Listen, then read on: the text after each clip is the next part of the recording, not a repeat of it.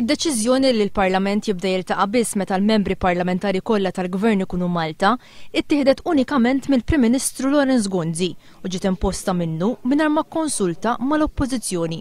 Joe Mizzi konferma ma' One News li hu bħala whip tal-Oppożizzjoni ma kienx ikkonsultat dwar din id-deċiżjoni l mill-Prim Ministru u lanqas minn ħadd ieħor min-naħa tal-Gvern. Assolutament le, jiena tajt l-informazzjoni biss mill-Prim Ministru meta kien hemm il-vot ta' sfiduċja fil-Parlament, kif konna ħeġġi mill-Kamra qalli dik l-informazzjoni fi da bl-ebda mod mod jikkonsulti jew xi ħaġa, sempliċement informali li se jagħmel hekk. Deċiżjonijiet kbar bħal dawn li jaffettwaw l-operat u l-funzjoni tal-Parlament normalment ikunu diskussi mir-rappreżentanti taż-żewġ naħat tal-Kamra fil-Kumitat tax-Xogħol tal-Kamra qabel ma jittieħdu.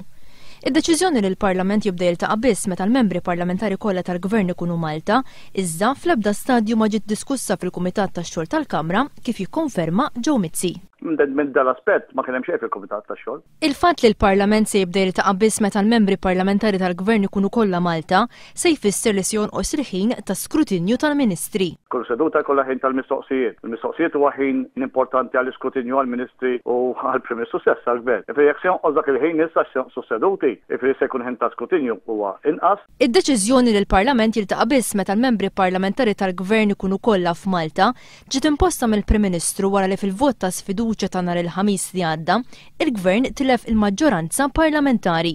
Jidher ċara allura li qed isir hekk biex jevitaw biex jiġu kritikati l-Ministri fl-operat tagħhom u kulħadd jaf li hemm ħafna xi kritika fihom. F'konferenza tal-aħbarijiet it-tnejn li għadda l-kap tal-Oppożizzjoni Joseph Muscat diġà qal li din is-sitwazzjoni turi li l-Gvern qiegħed fi kriżi. Sitwazzjoni li waslet biex minn gvern li huwa ostaġġ tal-klikka ta' Gonzi PN, issa il-Parlament u l-pajjiż kollu sar ostaġġ ta' din il-klikka.